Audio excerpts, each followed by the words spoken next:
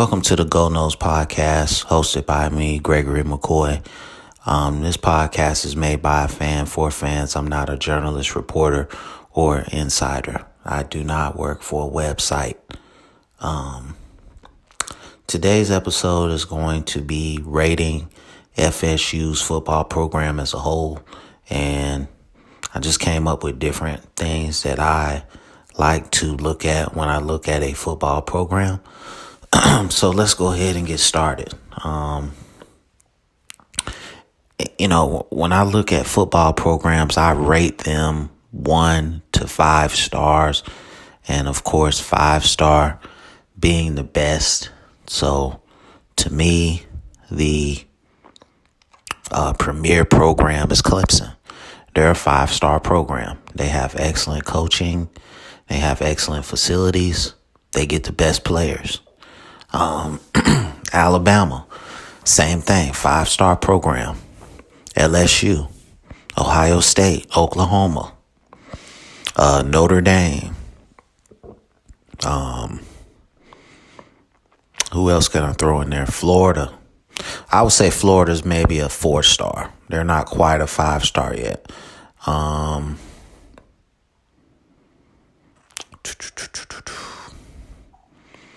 So if I had to rate Florida State's program, I would give it a 1-star. And the only reason why I'm giving them that 1-star is because they won a national championship 6 years ago.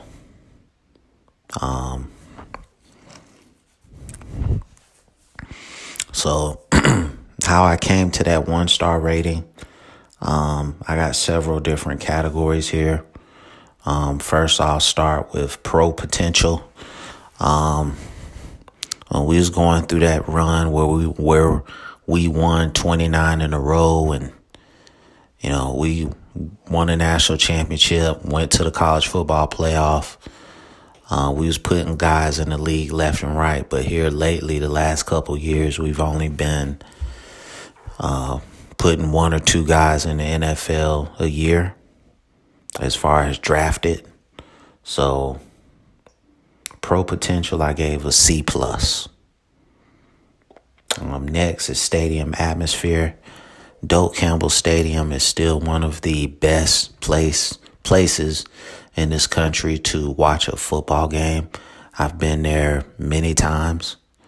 When it's, when the team is doing really well and it's rocking, it's one of the best atmospheres in the country. So my rating on that was a B+. The reason why I gave it a B+ is because the fan base, the fan base is really spoiled. And you can thank Bobby Bowden for that. But when the team is not doing well, they don't support the team like they should. So I gave it a B+. Location. Tallahassee, Florida is like, if you've never been there, it's a great place to go watch a football game. It's a great city to live in. I mean, you can go to Atlanta. You can go to Jacksonville. I mean, it's a lot of accessible cities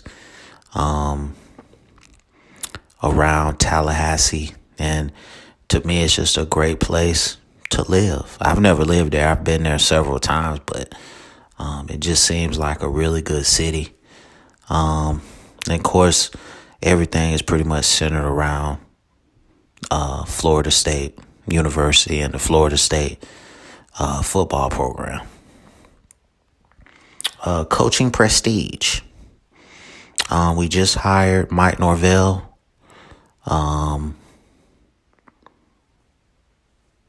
Sunday. And he did pretty good at Memphis, 38-15 overall record, conference champs, 12-1 going to the Cotton Bowl. So I gave him a C+ on coaching prestige. Did I say what my rating was for location? Location is an A+ for Tallahassee. My bad. Coaching prestige, C plus. He's got a lot to prove. But so far so good. Tradition. I don't really need to say nothing about tradition. The 80s, the 90s, the early 2000s. Bobby Bowden. 3 national championships. Probably the height of his career was 96, 97, 98, 99, and 2000. He was either in the championship game or was contending for the championship game. So A plus on tradition. Academics. Florida State is never going to be confused with Stanford, Duke, Northwestern, some of the top academic institutions in the country. So I gave them a C on academics. TV exposure. A plus. They're on TV every week. Self-explanatory. Campus lifestyle. Florida State has a prior reputation for being a party school. This appeals to young kids. So A on campus lifestyle. Conference prestige. I gave it a D. Clemson is the top dog in the conference. Pretty much the rest of the conference sucks. Championship contender. I gave them a D.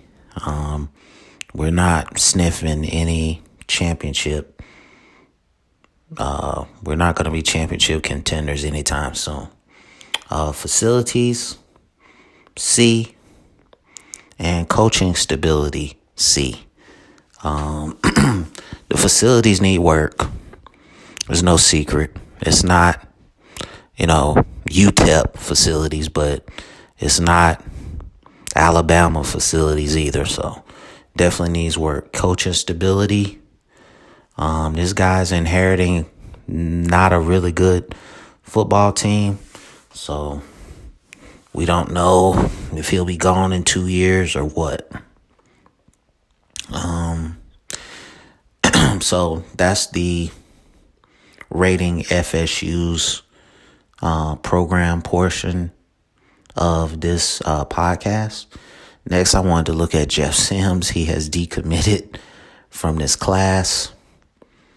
I don't know. I've watched some tape on Jeff Sims. I can't sit here and say he's the next coming of, Tua or Trevor Lawrence or just Justin Fields. But is Florida State really in a position to be turning away quarterbacks? That's my thing. You're not really in a position to be turning away quarterbacks. And, I just think this was a bad move by Mike Norvell. At the very least, bring the kid in and let him compete. I don't know if this was just like, okay, this was the signature recruit of Willie Taggart's class, and I just wanted to get my own quarterback. I don't know if it was one of those deals. But this program is not in a position where they can turn away guys.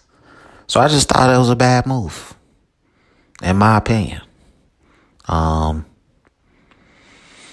Maybe they can reconcile and maybe he can get back, but I just think that when you're Florida State and you've got James Blackman and Jordan Travis on your roster, that you're not in a position to be turning away recruits, especially quarterback recruits.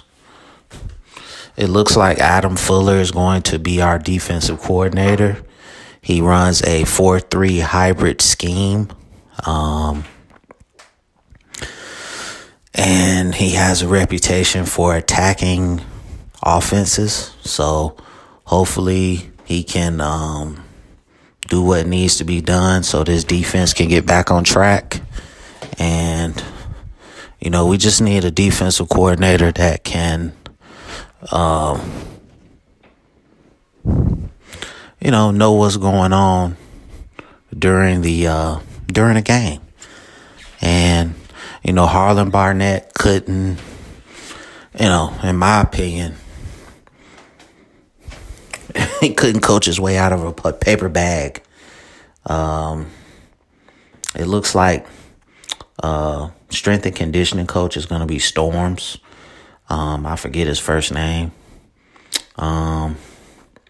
Just looking at the Memphis football team, they didn't look like a supremely well-conditioned team. So I'll say the jury's still out on that. My one player that I wanted to spotlight, current player, Emmett Rice, linebacker. I think he had a lackluster year. He needs to hit the weights. He needs to study film. He needs to improve immediately. He needs to add muscle. He needs to work on his pass coverage skills. He needs to work on his tackling skills. Overall, a decent player. I think he hasn't realized his full potential.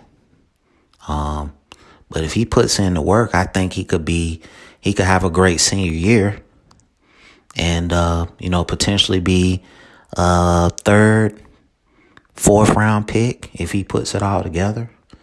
I like that one play he had against NC State where he got the strip and the fumble recovery at the end of the game.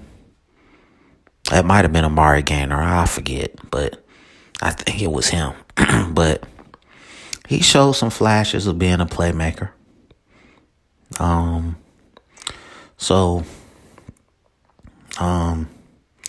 Next, we haven't hired a DB's coach. I know Adam Fuller, the defensive coordinator, he works with DBs, but I want him to consider Terrell Buckley, man. He just went into the College Football Hall of Fame. He's DB's coach at Mississippi State. He's universally recognized as one of the best DB coaches in the country. And this would be a great way to build a bridge to the former players. And, I just think it's a no-brainer. I mean, you look at his DBs since he's been the coach, they don't get beat a lot. They're extremely well coached. And we need a guy like that. So it'd just be awesome if they could bring him on. Mike Norvell is still on the recruiting trail. He's offered several players. I don't know how it's going to culminate, by the end of the early signing period. But hopefully, he'll keep grinding and we can, put together a decent recruiting class. We only got 13 commits as this podcast is being recorded December 12th, 2019. And we just need to keep working, keep grinding, man. We need all the players we can get. Quality and quantity. Excuse me. Quality and quantity is the name of the game. And, I'm going to keep a close eye on everything. As a fan, that's what I do. So, this podcast is doing really good. I want to say thank you to everybody that has subscribed to the podcast. It's available on Apple Podcasts, Google Podcasts, Spotify Podcasts, and also I put it on YouTube under Noles Podcast. Thank you for the tremendous support, and go Noles.